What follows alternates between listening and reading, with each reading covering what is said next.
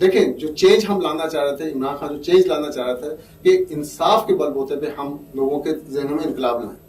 آپ کا 70% یوتھ ہے، اور آپ یوتھ کو کہیں پہ بھی اٹھا پوچھیں کہ آپ کا فیوریٹ پولیٹیشین کون ہے یا فیوریٹ انسان کون ہے، تو آپ کو ایک ہی نام دے گا، عمران خان. تو پھر کیا وجہ ہے نعیم صاحب کہ یہ آپ کی یوتھ کی پاور ہونے کے باوجود، آپ کے پاس اتنی پاور ہے، اس کے باوجود آپ کی پارٹی آگے کبھی بھی کوئی ایسا مقام گورنمنٹ میں حاصل نہیں کر سکی کہ وہ ایک چینج لا سکے؟ نہیں، دیکھیں ہماری گورنمنٹ بنے تب نا، ہماری تو گورنمنٹ بنی نہیں ہے. جس دن ہماری گورنمنٹ بنے گی میں آپ کو یقین دلاتا ہوں کہ آپ کے یہ جو خدشات ہیں یہ بالکل آٹومیٹکلی صاف ہو جائیں گے. ہم لوگ کویت کے اندر، آپ نے سوال کیا تھا کہ ہم کویت کے اندر بیٹھ کے پاکستان کے اندر کیا تبدیلی لا سکتے ہیں. شروع میں نے اپنے ایک دو آرٹیکل انگلش میں لکھے، تو بعد میں خیال آیا کہ یہ آرٹیکل انگلش میں لکھنے کا مجھے فائدہ کیا ہے. میرے جو پاکستانی یہاں پہ ہیں بہت سے جن کی ایکسیس ہے وہ بہت کم ہے، میجارٹی کے لوگوں کو ان کا انٹرنیٹ کا یا اس کے ایکسیس کا پتہ ہی نہیں. پلس انگریزی سمجھنے والے ہمارے کتنے لوگ ہیں، تو میں کس لیے انگریزی میں لکھ رہا ہوں. پھر اس وقت سے میں نے کہا کہ نہیں، مجھے اب اردو میں یہ کام کرنا ہے. اگر تو میں سنسیئر ہوں پاکستان کے ساتھ اور میں چاہتا ہوں کہ میری سوچ عام لوگوں تک پہنچے، تو مجھے عام لوگوں کی زبان میں بات کرنی چاہیے. شروع میں مجھے دقت پیش آئی اردو لکھنے میں اور لکھانے میں بھی. میں اپنے آرٹیکل ٹیڑھی مڑی جو بھی اردو آتی تھی میں لکھتے اپنے دوستوں کو دیتا تھا. میری پارٹی کے جو لوگ تھے، میں اس موقع پہ ان کا بھی شکریہ ادا کرنا چاہتا ہوں کہ ان لوگوں نے میری بڑی بھرپور مدد کی اردو کو لکھنے میں، میری اردو سدھارنے میں میرے لوگوں نے بڑی مدد کی. پھر میرے آرٹیکلس میں اس کو اپنے میڈیا پہ مختلف، کویت کے اندر کوئی ٹائمز کے اندر چھپتے رہے، نوائے وقت کے اندر چھپتے رہے، سٹی نیوز لاہور کے اندر چھپتے رہے. غرض یہ کہ میں نے اپنا کردار ادا کرنے کی کوشش کیا ہے کہ میری سوچ میں عام لوگوں تک پہنچ. تو آپ کیا سمجھتے ہیں کہ آپ کی سوچ سے کچھ تبدیلی آئی ہے؟ بالکل، بہت تبدیلی آئی ہے. پہلے کہتے کہ یہ سیاست گندی ہے، ہمارے پیرنٹس بھی ہمیں الاؤ نہیں کرتے. میں ایسے لوگوں کو جانتا ہوں جن کو میں نے، جو اسٹوڈنٹ لائف سے باہر نکلے، میری ان سے جب انٹریکشن ہوا تو میں نے ان سے کہا کہ تم لوگ سیاست میں کیوں نہیں آتے؟ تو کہتے ہیں نہیں سیاست بہت گندی ہے. میں نے کہا بھائی مجھے یہ بتاؤ، یہ سیاست گندی ہے تو صاف کون کرے گا؟ جب پڑھا لکھا طبقہ اس کی یہ سوچ ہے کہ یہ سیاست گندی ہے تو یہ اس سیاست کو صاف کون کرے گا؟ پھر میرے ان سے ڈائلاگ ہوئے، ڈسکشن ہوئی، تو and of the day they got convinced کہ نہیں واقعی ہمیں پالیٹکس میں آنا چاہیے. اگر ہم پالیٹکس میں نہیں آئیں گے تو ہمارے مسائل اسی طرح رہیں گے. دیکھیں میں ایک بڑی عام سی مثال میں ہر ایک کو دیتا ہوں. پاکستان کے اندر جو حالات ہیں، ایک تھانے دار کی پوزیشن ہے، بہت چھوٹی سی پوزیشن کی بات کر رہا ہوں، ایک تھانے دار کی پوزیشن ہے. اس تھانے دار کے ساتھ شریف آدمی کا بھی تعلق ہوتا ہے، امیر آدمی کا بھی، غریب آدمی کا بھی، نیک کا بھی، بد کا بھی. ہر مکتبہ فکر کا تعلق ایک تھانے سے پڑ جاتا ہے. اب اس کرسی کے اوپر جو شخص بیٹھا ہے، اگر وہاں پہ ایک ایماندار آنےسٹ آدمی بیٹھا ہوگا تو اس کے فیصلے کیسے ہوں گے؟ اور اگر اسی کرسی کے اوپر ایک چور، شرابی، کبابی آدمی بیٹھا ہو، رشوت خور بیٹھا ہو، اس کے فیصلے کیسے ہوں گے؟ فرق صاف ظاہر ہے.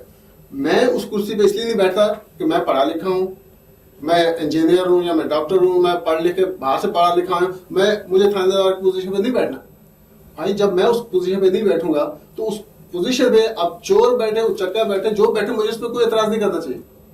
یہ ہے ہمارا مسئلہ، جس کی طرف کسی کی توجہ نہیں جاتی کہ ہم نے اس کرسی جس سے فیصلے نکلتے ہیں، وہ تمام کرسیاں جن سے فیصلے نکلتے ہیں، ہمیں ان کے اوپر ایماندار لوگوں کو بٹھانا ہے.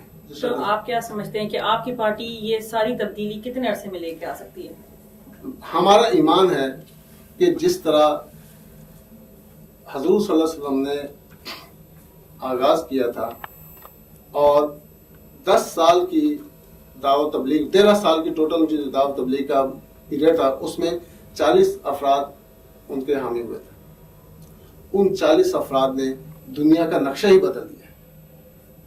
کتنا پیریڈ؟ 10 سال کا. 15 سال تو آپ کی یہ وار اینڈ ٹیرر آپ نے لگا دیے، تو آپ نے کیا مقاصد حاصل کیے؟ وار اور ٹیرر کے اوپر آپ کا جو منشور ہے اس میں آپ نے یہ کہا ہے کہ جی ہم اس وار کے متحمل نہیں ہو سکتے. بالکل. کیونکہ ہمارے جو شورش زدہ علاقے ہیں، جس میں بلوچستان ہے، جس میں NWFP کا جو پختونخوا کا علاقہ ہے، اس میں قبائلی علاقے ہیں، وہ بہت زیادہ متاثر ہو رہے ہیں. اس بارے میں آپ کی پارٹی نے اب کیا سلسلہ کار، کیا موقف اختیار کیا؟ بنیادی طور پہ لڑائی کہیں پہ بھی ہو غلط ہے، اس کے پیچھے کچھ نہ کچھ مقاصد ہوتے ہیں، اور ان کو یہ وار آن ٹیرر جو ہم لڑ رہے ہیں یہ ہماری لڑائی نہیں ہے، ہمیں اس کو سمجھنا چاہیے. مجھے ایک چیز بتا دیجئے، آپ کے پاس پاور ہے، آپ کے پاس طاقت ہے، آپ آتے ہیں میری فیملی کو مار دیتے ہیں، آپ مجھ سے کیا ایکسپیکٹ کریں گے؟ آپ ظاہر ہے آپ اس کا ریونج لیں گے، اس کا زہادی سے. انڈرسٹوڈ بات ہے. فاٹا کے اندر، وزیرستان کے اندر، بلوچستان دوسرے علاقوں کے اندر میں ان فیملیز کے اوپر جن کے مرد گھروں پہ نہیں ہیں، میں ان کے گھروں پہ بمباری کروں گا، تو کیا وہاں سے مجھے پھولوں کے ہار ملیں گے یا اس کا مجھے نفرت کا جواب ملے گا؟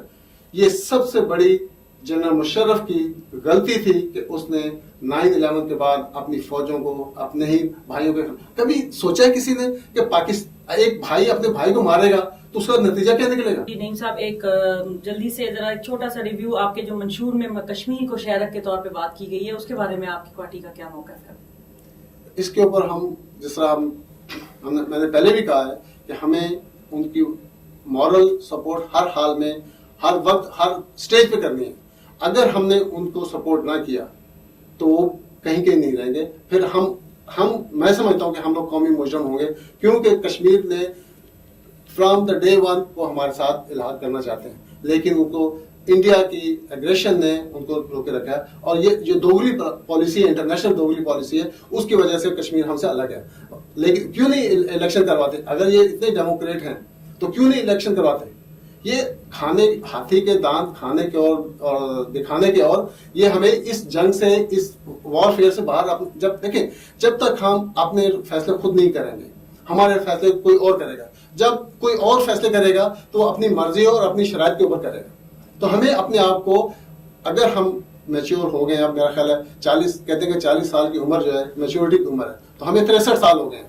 ہمیں اپنے آپ کو، اپنے فیصلے آپ خود کرنے کی عادت ڈالنی چاہیے. میں آپ کا اور رائل ٹی وی کا تہ دل سے مشکور ہوں کہ انہوں نے مجھے موقع دیا اپنی بات اپنے لوگوں تک پہنچانے کے لیے، اور یہ ایک بڑا خوش آئند اقدام ہے جو رائل ٹی وی نے لیا، اور میں سمجھتا ہوں یہ پاکستانی کمیونٹی کی ایک بہت بڑی خدمت ہے، تاکہ ہم لوگوں کو سیاسی طور پہ اس نظام کا حصہ بنا دیں جو جس کے لیے ہم فائٹ کر رہے ہیں. انصاف، انسانیت اور خودداری، یہ ایک نظریہ ہے جس کو ہم نے آگے تک لوگوں تک پہنچانا ہے، اور یہ ذمہ داری تمام پڑھے لکھے طبقے کی ہے کہ وہ اس پیغام کو تمام لوگوں تک پہنچائیں.